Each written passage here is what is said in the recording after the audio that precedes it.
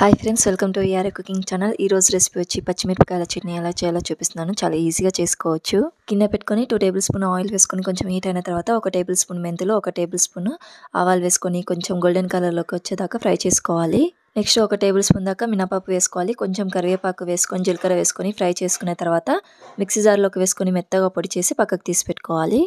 అదే గిన్నెలోకి 4 table spoon దాకా ఆయిల్ వేసుకొని ఒక 300 గ్రాముల దాకా పచ్చిమిర్చి వేసుకొని బాగా ఫ్రై చేసుకోవాలి. గోల్డెన్ కలర్లోకి వచ్చేదాకా బాగా ఫ్రై చేసుకోవాలి. ఫ్రై అయిన తర్వాత వీటిని కూడా తీసి పక్కకు పెట్టుకోవాలి. నెక్స్ట్ అదే గిన్నెలోకి 1 టేబుల్ స్పూన్ దాకా ఆయిల్ వేసుకొని 1 టేబుల్ స్పూన్ జీలకర్ర, 1 టేబుల్ స్పూన్ ఆవాలు, 1 టేబుల్ స్పూన్ మినపప్పు, అలాగే కరివేపాకు వేసుకొని తాలింపు రెడీ చేసుకోవాలి.